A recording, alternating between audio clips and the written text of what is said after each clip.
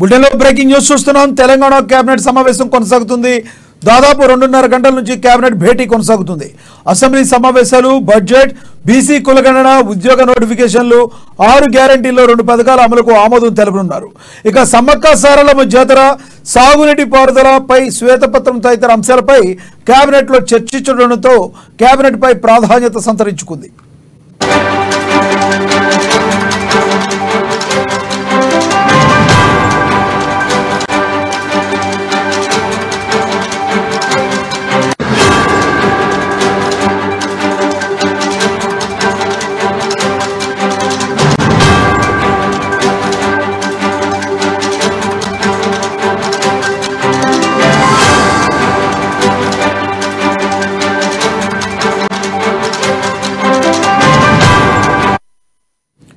బులెటిన్లో breaking news చూస్తున్నాం. Telangana cabinet సమావేశం కొనసాగుతుంది. దాదాపు 2.5 గంటల నుండి కేబినెట్ భేటీ కొనసాగుతుంది. అసెంబ్లీ సమావేశాలు, బడ్జెట్, బీసీ కులగణన, ఉద్యోగ నోటిఫికేషన్లు, 6 గ్యారంటీల్లో 2 పథకాల అమలుకు ఆమోదం తెలుపనున్నారు. ఇక సమ్మక్క సారలమ్మ జాతర, సాగునీటి పారుదలపై శ్వేతపత్రం తదితర అంశాలపై కూడా కేబినెట్లో చర్చించడంతో కేబినెట్ పై ప్రాధాన్యత సంతరించుకుంది. ఇదే అంశాన్ని గురించి మా ప్రతినిధి రాంబాబు మరింత సమాచారం అందిస్తారు. రాంబాబు, చెప్పండి, తాజా సమాచారం ఏంటి? ఎస్ లక్ష్మణ్, 2.5 గంటలుగా సచివాలయంలో కేబినెట్ భేటీ అయితే కొనసాగుతుంది. ముఖ్యమంత్రి రేవంత్ రెడ్డి అధ్యక్షతన కొనసాగుతున్నటువంటి ఈ యొక్క కేబినెట్ భేటీలో మంత్రులందరూ కూడా పాల్గొన్నారు. అదేవిధంగా సంబంధిత అధికారులందరినీ కూడా అందుబాటులో ఉండాలని చెప్పేసి సిఎస్ శాంతికుమారి ఆదేశాలు జారీ చేయడంతో అధికారులందరూ కూడా ఈ యొక్క కేబినెట్ భేటీ దగ్గరే ఉన్నారు. మరొక వైపు ఇటు ఈ యొక్క కేబినెట్ భేటీలో ప్రధానంగా బడ్జెట్ కు సంబంధించినటువంటి అంశాలను అయితే ప్రధానంగా ప్రస్తావిస్తా ఉన్నారు, చర్చిస్తా ఉన్నారు. దీనికి సంబంధించి అసెంబ్లీ బడ్జెట్ సమావేశాల్లో అనుసరించాల్సినటువంటి వ్యూహాలు, అదేవిధంగా ఈ బడ్జెట్ లో వివిధ అంశాలకు సంబంధించినటువంటి కేటాయింపులు, దానికి తోడుగా ఇటు రాష్ట్ర ప్రభుత్వం అసెంబ్లీ బడ్జెట్ సమావేశాలు నిర్వహించదలుచుకున్నందున ఈ యొక్క బడ్జెట్ సమావేశాలు ఎప్పటి నుండి అనే దానిపైన, ఎన్ని రోజులు అనే దానిపైన కూడా చర్చిస్తా ఉన్నారు. ఈ యొక్క బడ్జెట్ సమావేశాలకు సంబంధించి అయితే ఇప్పటికే ఇటు ఈ యొక్క బడ్జెట్ సమావేశాల్లో వివిధ పథకాలు ఇప్పటికే 6 గ్యారంటీలకు సంబంధించినటువంటి, అభయస్థం సంబంధించినటువంటి మహాలక్ష్మి పథకాలు ఇప్పటికే 2 గ్యారంటీలను అమలు చేస్తున్నటువంటి రాష్ట్ర ప్రభుత్వం మరొక 2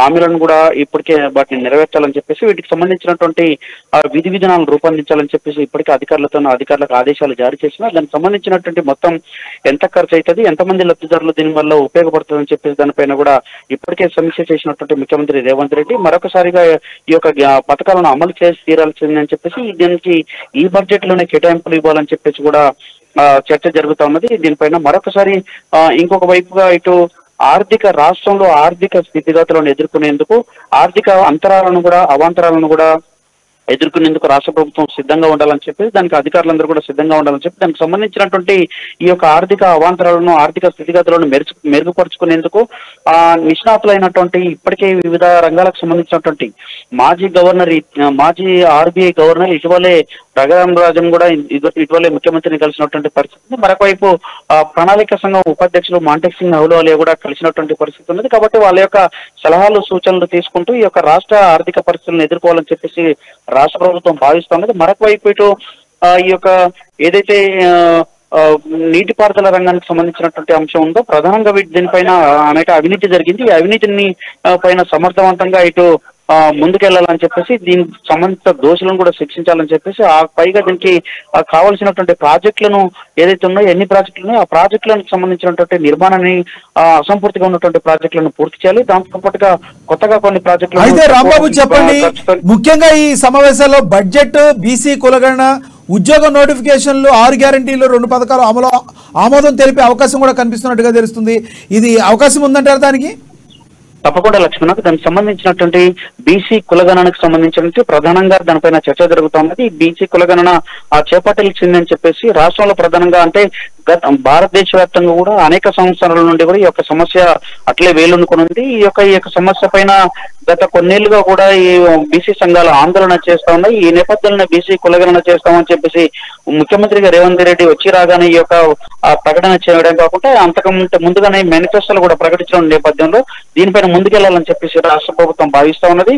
కాబట్టి బీసీ కులగణన చేయాలని చెప్పేసి ప్రభుత్వం దీనిపైన కేబినెట్ లో చర్చిస్తా ఉన్నది. మరొక వైపు ఇటు 6 గ్యారెంటీలకు సంబంధించినటువంటి అంశంలో 2 గ్యారెంటీలను 500కే గ్యాస్ సిలిండర్, 200 యూనిట్ల ఉచిత విద్యుత్ అవసరాలకు సంబంధించినటువంటి వినియోగానికి సంబంధించి ఉచిత విద్యుత్ ఇవ్వాలని చెప్పేసి రాష్ట్ర ప్రభుత్వం భావిస్తా ఉన్నది. దీనికి సంబంధించి కూడా ఈ యొక్క బడ్జెట్ సమావేశాలను దీనికి కేటాయింపులు చేయాల్సిందిగా ఇప్పటికే ఆదేశాలు జారీ చేయడంతో ఎంత మేరకు భారం పడతా ఉన్నది, లేకపోతే ఎంత మేరకు ఖర్చు అవుతుంది, దీనికి సంబంధించి ఎంతమంది లబ్ధిదారులకు ఉపయోగపడుతుందన్న దానిపైన కూడా ఈ యొక్క సమీక్ష సమావేశంలో అయితే చర్చ కొనసాగుతా ఉన్నది. మరొక వైపు ఇటు ప్రభుత్వం కూడా ఇటు నీటిపారుదల రంగానికి సంబంధించినటువంటి శ్వేతపత్రాన్ని విడుదల చేయాలని చెప్పి భావిస్తా ఉన్నది.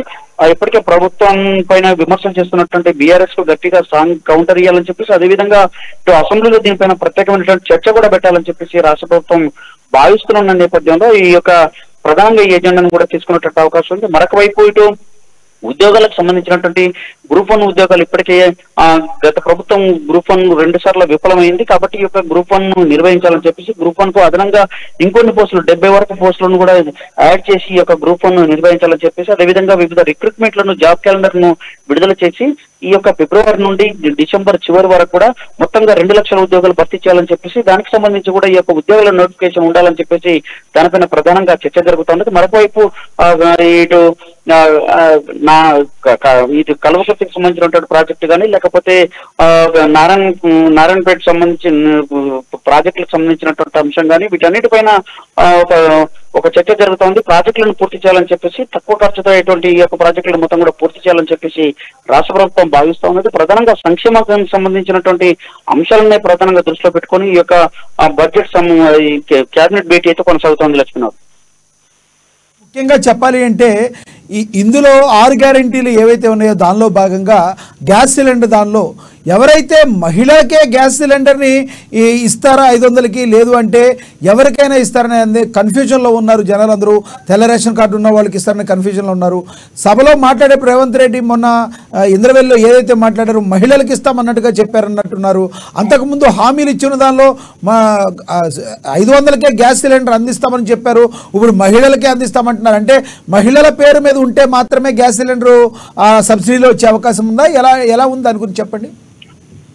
గ్యాస్ సిలిండర్ ఎవరైతే అప్లై చేసుకున్నారో, మొన్న అభయస్థం ప్రజాపాలన దరఖాస్తులు చేసుకున్నారో, ప్రజాపాలన దరఖాస్తు చేసుకున్నటువంటి వాళ్ళందరికీ కూడా సుమారుగా 85 లక్షలకు పైగా వీళ్ళందరూ ఉన్నారు. వీళ్ళందరికీ కూడా ఇవ్వాలని చెప్పేసి రాష్ట్ర ప్రభుత్వం భావిస్తా ఉన్నది. ఎవరైతే తెల్ల రేషన్ కార్డు ఉండి రేషన్ కార్డు ఉన్నటువంటి వాళ్ళు గ్యాస్ సిలిండర్ అప్లై చేసుకున్నటువంటి వాళ్ళు ఎవరైతే ఈ యొక్క 500కే గ్యాస్ సిలిండర్ దానికి సంబంధించినటువంటి అప్లై చేసుకున్నారో వాళ్ళందరూ కూడా ఇవ్వాలని చెప్పేసి రాష్ట్ర ప్రభుత్వం భావిస్తున్నది. మరొక వైపు ఇటు ఉచిత విద్యుత్ సంబంధించి కూడా ఇవి కూడా 4,200 కోట్ల రూపాయలు భారం పడేటువంటి అవకాశం ఉంది. కాబట్టి దీన్ని కూడా ఇవ్వాలని చెప్పేసి రాష్ట్ర ప్రభుత్వం అయితే నిర్ణయించింది. మొత్తానికైతే గ్యాస్ సిలిండర్లకు సంబంధించి ఎలాంటి ఇబ్బంది లేకుండానే, ఎలాంటి దాంట్లో లోటుపాట్లు లేకుండానే ఈ యొక్క పథకాన్ని అయితే ఇంప్లిమెంటేషన్ చేయాలని చెప్పేసి భావిస్తా ఉన్నది. సిలిండర్ అది ఎవరు ఇంటి యజమాని ఎవరికి ఇంటికి వస్తుంది కాబట్టి ఇంట్లో యజమానికి ఎవరి పేరు మీద ఉన్నా కానీ ఈ గ్యాస్ సిలిండర్ అయితే ఇచ్చేందుకైతే ప్రభుత్వం సుముఖత వ్యక్తం చేస్తా ఉన్నది. మొత్తానికైతే ఈ యొక్క 6 గ్యారంటీల్లో 2 పథకాలను అయితే ఇప్పటికిప్పుడు ఇంప్లిమెంటేషన్ చేయాలని చెప్పేసి ఈ బడ్జెట్ లోనే కేటాయింపులు చేయాలని చెప్పేసి రాష్ట్ర ప్రభుత్వం భావిస్తా ఉన్నది. చివరిగా చెప్పండి రాంబాబు, చివరిగా చెప్పండి, ఈ ఏదైతే రేషన్ కార్డులో సరిగ్గా లేవు, 10 సంవత్సరాల పాటు కేసీఆర్ ప్రభుత్వం రేషన్ కార్డులు కూడా సరిగ్గా మంజూరు చేయలేదు అని చెప్పి కాంగ్రెస్ ప్రభుత్వం చెప్పింది. మరి ఈ రోజున ఏది బేస్గా చేసుకుని గ్యాస్ సిలిండర్ ఇమీడియట్లీగా ఇవ్వడం జరుగుతుందంటారు? అంటే రేషన్ కార్డులే సరిగ్గా లేనప్పుడు, తెల్ల రేషన్ కార్డు హోల్డర్స్ సరిగ్గా లేకపోయి ఉండొచ్చు, అవకతవకలు జరిగి ఉండొచ్చు, మరి ఇప్పటికిప్పుడు దీన్ని ఇంప్లిమెంట్ చేసే అవకాశం ఉందంటారా?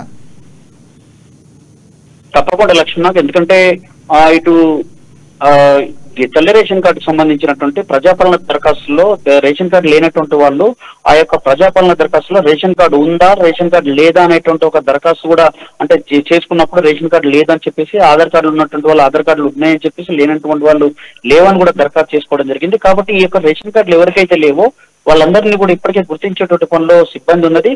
ఈ రేషన్ కార్డు లేనటువంటి వాళ్ళందరినీ కూడా వాళ్ళకి సంబంధించి కొంతమందిని బయట తెల్ల పేపర్ మీద కూడా దరఖాస్తులు తీసుకున్నారు. మరికొంతమందిని ఎవరైతే ఉన్నారో వీళ్ళందరూ కూడా ఆ ప్రజాపాలన దరఖాస్తు పైన రేషన్ కార్డు లేదని చెప్పినటువంటి వాళ్ళందరికీ కూడా వీళ్ళందరినీ ఆ యొక్క గ్రామ పంచాయతీలో లేకపోతే మున్సిపల్ వార్డులో లేకపోతే పట్టణాల్లో బస్తీలకు వెళ్ళి దీనికి సంబంధించి వెరిఫికేషన్ చేసి వాళ్ళకి రేషన్ కార్డుల ప్రక్రియ వెంటనే వేగవంతం చేయాలని చెప్పేసి కూడా చెప్పినట్టు తెలుస్తా ఉంది. దీనికి సంబంధించి ఈ యొక్క బడ్జెట్ లో ఈ 2 పథకాలు కనుక అమలు చేయాలని ఇప్పటికే చెప్పినటువంటి నేపథ్యంలోనే ఈ యొక్క పథకాలకు అర్హులైనటువంటి వాళ్ళకు రేషన్ కార్డులు కూడా ఇవ్వాలని చెప్పేసి రాష్ట్ర ప్రభుత్వం భావిస్తోంది. కాబట్టి రేషన్ కార్డుల ప్రక్రియను కూడా వేగవంతం చేయనుంది నాగలక్ష్మి. Thank you Rambabu.